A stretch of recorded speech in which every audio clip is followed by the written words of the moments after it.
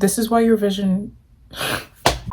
This is why all your goals suck. This is why you can't stick to any resolutions. Do yourself and me as well a favor and do not make any of your vision boards until you finish this video. And I want you to hear me out. I don't care if you don't believe in vision boards, you don't care about vision boards, if you think that you're not very capable of making an aesthetically pleasing looking vision board, or if you just simply don't even know what a vision board is, this video is still for you. So many of us set out to create different goals and create vision boards, and so many of us set out to make all these big resolutions. So few of us can actually accomplish and see those goals through, and so many of us find so much struggle and difficulty in transforming those of our visions into what is actually our reality. It's really something that we need to talk about. I have a book here called Your Best Year Ever by Michael Hyatt. Shout out to my mom for recommending that I read this book. I read it a couple of days leading up to the new year. Some of the principles being talked about and all that in the book really resonated with me. I just want to be covering and sharing a couple of my favorite topics from the book. Quick disclaimer, this isn't sponsored at all. I'm not a life coach. I'm not a goals setting expert. I'm literally a random stranger on your screen sharing my own opinions, beliefs, and thoughts about some of the principles that were touched upon in this book. I'm going to be going over different mindset tips, planning tips for actually setting up your goals so that you have the best chance at success, visual related things, so related to your vision board, as well as additional advice. Be sure to check the description or the pinned comment so that you can check out any timestamps so that you can make the absolute most of this video. First off, we will be covering mindset tips. Identify your limiting beliefs so that you can overcome your past, your setbacks, and any sort of concerns that you have held within your subconscious mind. Limiting beliefs are basically these negative states of mind that we hold, usually in our subconscious, that you hold to be true. It actually restricts and hinders you from taking any necessary actions towards completing your goals in the first place. We use it as an internal defense mechanism of sorts. We think results from the act of pushing ourselves outside of our comfort zones and towards our goals and vision. And so in the end, we never actually pursue those goals. And the reality is mistakes are inevitable. Mistakes are going to be made because we're human. So rather than let these limiting beliefs in our subconscious govern our actions, we need to address them in a healthy way. There are three kinds of limiting beliefs about the world, about others, and about ourselves. I suggest that you write these limiting beliefs down pertaining to whatever goal it is that you're looking at, that you're thinking of pursuing. And so it helps to clear things out for your subconscious mind. Stop to ask yourself these deep questions. Why am I hesitant? Why am I doubtful of my ability to pursue the goal that I'm going to pursue? And then you step back, you evaluate these limiting beliefs, and you reject and you rewrite them to begin to overcome that negative voice in your subconscious mind. For example, let's say we have a goal to start a YouTube channel. Good for you. Your limiting belief could be something such as, oh, I don't have any pro resources like all the pros do. That right there is a limiting belief about yourself. Rewrite that so that it says, everyone started somewhere. All of the great YouTubers started somewhere. And it's not about what I need to create videos, but how I use my current resources to the best of my ability that can give me great results. That right there is you already working to change that limiting belief. And right there, you can just challenge it by saying, new channels are starting on the platform every day. There's always room on the algorithm. There's always room on the site and enough time available for all eternity for your content to be discovered by people out there. Right there, you're challenging the limiting beliefs and you're chasing the negative out of your subconscious. Know that the past is in the past. Treat those limiting beliefs as a road sign and not a roadblock that's going to hinder your ability to try new paths and make progress on your goals. Next up, I want you to establish your why behind every single goal that you think about pursuing. You need to evaluate your motivation to set goals in the first place. Is it intrinsic or is it extrinsic? Internal or external? Internal motivation is essentially what forms goals that actually last, because the motivation centers around bettering yourself and the idea of doing something that you want to do just because of the personal benefits that it's going to bring. Extrinsic or external motivation is because you have motivation to do something mainly to obtain a certain reward or to avoid a certain punishment, or to just receive validation from others or from external things that can honestly change over time. You know, you don't want to have too many external motivators. You need internal motivators at the core of your goal. External motivators are going to eventually fade. And so it's what matters on the inside that's going to take your goals really far. So for example, do you want to learn how to play a certain sport because you'd like to improve your stamina, or to build confidence, or to just, you know, because you find it fun? Or do you want to learn it because you want to get rich and famous from it down the line? See what I'm saying?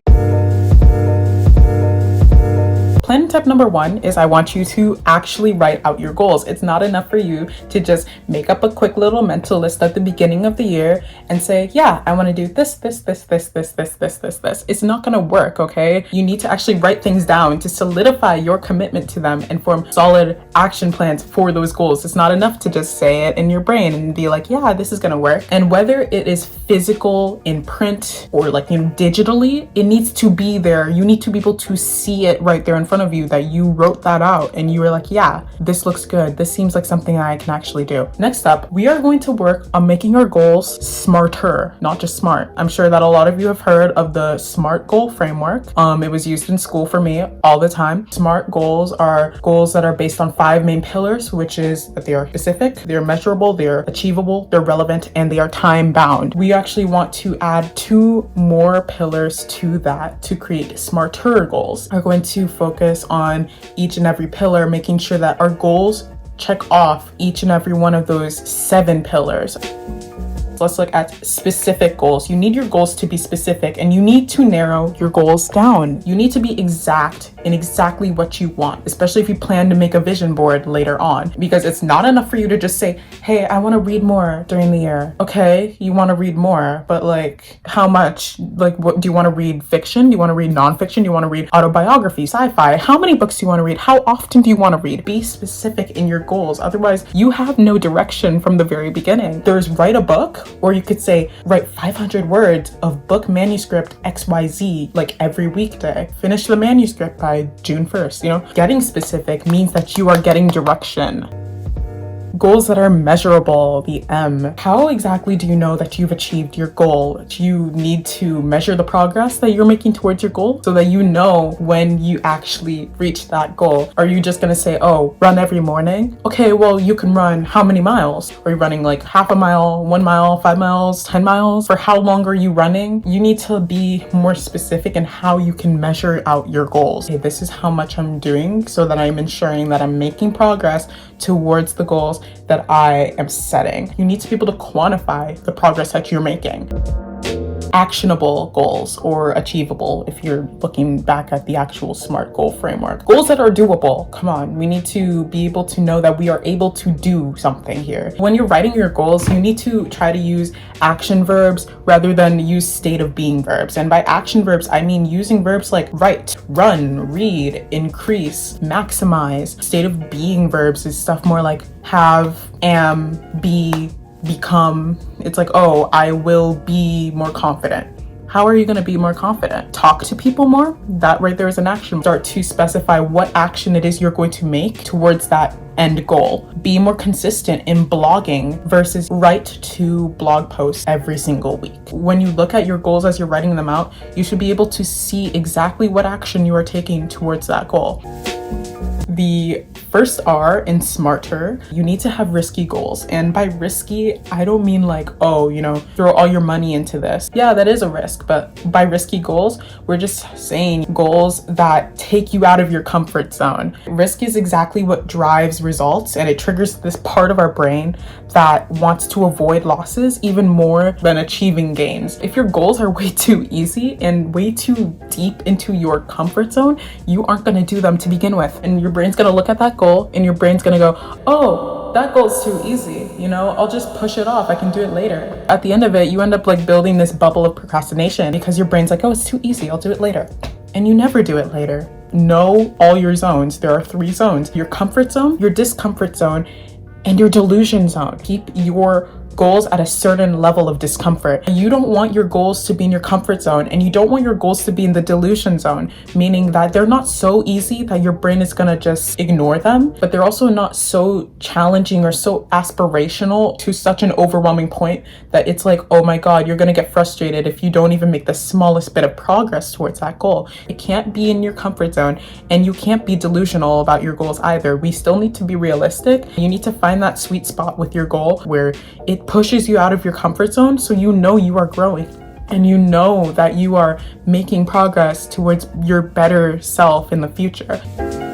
The T, which is time keyed, because if you don't, you're not gonna get anything done. Imagine being a college student and you walk in and your professor gives you a syllabus, but not a single one of your assignments has a deadline. How are you gonna do that? How are you actually going to accomplish anything? You're not going to know when to finish. You're not going to know when to turn anything in. You're not going to know when to be a better student. You're not going to be a better student because you don't have deadlines. You don't have something that's pushing you. There are 3 kinds of time keying principles that you can add into your goals to make sure that you are able to actually accomplish something. Time triggers, frequencies, and deadlines. With time triggers, this cuts out any unnecessary procrastination because it's basically giving you the procrastination period right now to goof around and whatnot. By this set date, I need to start the goal and I need to begin progress by this date. Let's say read a book every single month, starting January 10th. That's your time trigger. You need to start by January 10th. If you don't start by January 10th, you're failing. You're falling behind. There's frequencies. This is great if you are trying to establish habit-based goals. Frequencies are going to help you to establish how often are you going to do this. This is great if you're establishing habits, because how often am I going to do this? Am I going to do this once a month, once every quarter, or am I going to do it every single day? Deadlines are probably one of the most important because they create a sense of urgency and they drive you to stay on track until you complete and see your goals through to the end. Imagine if you had a goal saying that, yeah, I want to pay off my student loan debt. Okay, that is great, fantastic. But you can't just say, I want to pay off my student loan debt and then you don't set a deadline, because that's exactly, we all know loans have interest on them, and the longer that you wait, the more that your interest is just accruing and rising over time, So you need a deadline, obviously, because if you don't give yourself a deadline, you're not going to have any sense of urgency about that goal, because if it really mattered to you, you're going to set a deadline. It's literally like running a race saying that you want that gold medal or golden trophy, and then you don't even know where the finish line is, so you stop short of exactly where you need to be. The E and the R of what makes goals not just smart but smarter, exciting. You need goals that are actually exciting, because honestly, I think this is where a lot of people fail, because they forget that, yeah, my goals actually need to be exciting. You need goals that inspire and they motivate you to be at your best, and they ask you the question of, are you willing to work hard and work towards this goal? And if they are exciting goals and they truly are something that excites you, you should be able to say yes to that. And I'm not even talking about exciting as in you're a little kid at an amusement park or something. Not even that type of exciting, but just goals that will inspire you and motivate you to be at your best self. It can be something as simple as, oh, why do you want to save X amount of money every month to save up for this vacation? Or, oh, I want to achieve financial freedom. Even something like that can be exciting to you because it motivates you to be at your best higher self. Finally, we are on the final R, and that is that your goals need to be relevant, because we need to be real here. Actually align with the values that you hold as an individual. So you need to do a truthful evaluation of yourself, because it doesn't make sense for you to make one goal and it doesn't really align with the other pillars and the other domains of your life, which I'm going to get into life domains in a little bit. Don't go around saying that you want to be in the gym every single day of the week if you know deep down that you're not ready to commit. Another example, if you're married with 4 kids and a wife at home, and you're working a full-time job, and finances are a little tight for your family right now, then don't go making a goal about flying off for 2 weeks to Colorado and then Las Vegas on a ski trip, and to go lounge in a casino with your guy friends for 2 weeks straight. Make it make sense. Literally called being in the delusion zone, because you're not making goals that are realistic and that actually fit with your values and fit within the domains of your life. The other domains and pillars of your life should not need to struggle when you try to set this goal. Next tip is to keep your goals to a few. Please make a list of no more than 7 to 10 goals, because the more goals that you have, the more cloudy your vision gets. You're trying to be laser focused on something, but if you have so many things that you're trying to focus on all at once, you're not going to succeed at anything at all. Next up, we need to balance our goals according to our domains. Be sure that your goals actually complement one another, allowing you to balance the different life domains. In the book, there is actually 10 different domains. So these are different areas of your life that all need to remain balanced for you to have a truly happy and fulfilling life. And those are spiritual, physical, intellectual, emotional, marital, parental, social, vocational, avocational, or like hobbies, and financial. Of course, not every single one is going to apply to you. For instance, I'm a college student, so marital is not going to apply to me because I am not planning on getting married anytime soon. You need to categorize your goals by life domain. So if you're pursuing a goal from one domain, that goal should be structured in a way that doesn't take away from the other areas of your life. It's about the quality of your goals and not simply just about the quantity. If you walk away with anything from this video, it should be that you should be able to see your goals. If anything, at least write them down. Now, with that being said, like if you are a visual person, this is the part of the video for you. So only put your goals on the board. I made this mistake last year. I made a 2023 vision board. I thought it was so cute. I thought it was so aesthetically pleasing. I thought, it really represented me really well. But the thing was, it represented who I was currently, but not really who I wanted to become. And so I had like stuff about my hobbies, my personal interests, like that I already knew how to do very well, just random stuff that really didn't connect to any particular goal. Some goals were sort of completed because I, improved in my academics. I got a job. So, now I'm making money. But, it was like annoying at best and just destructive of my focus at worst. So make sure that the contents that you put onto your vision board only stem from your goals. Every single element that you put on your vision board needs to be able to you must be able to draw a clear line straight back to one of your goals. It needs to 100% align with only your goals, nothing else outside of it. If you are struggling or like wondering like, oh, how can I make it more aesthetic or whatever, I got you, because I might be making a video about that in the near future. Be sure to subscribe and click the notification bell so you can be notified of that later on in the future. Yeah, although we want a super aesthetic board, keeping it functional is super important. And because it's a vision board, the sole purpose of it is to be able to look at it and see that every single image can connect directly to a very specific set goal. When even some of the components are placed in just for fun or just for aesthetics, and it doesn't actually serve any purpose on the board, then it starts to also cloud the vision. You end up looking at it later on, like halfway through the year, which is what I did. And I was just like, wait, so why is this on my board? It needs to represent directly. Next up, I would say that you should make sure that you can see yourself in your own vision board. And I'm not talking necessarily physical appearance or skin tone wise. Just be sure that every single picture that you put on that board is something that you can 100% see your future self in, and that deeply resonates with you, because your vision board is really just representation of exactly where you want to be, and it's a way that you can really hold on to like that internal motivation and that drive to actually go out and accomplish your goals. So it needs to be something you can see yourself in. Moving on to just final advice, set clear strategies and plans for how you're going to accomplish your goals. So it's not enough for you to just say, oh, I'm going to read more or whatever. Okay, how are you going to do that? Are you going to reset your schedule? Are you going to wake up early to make time to read? Are you going to go to sleep a little later? Are you switching out screen time with reading time?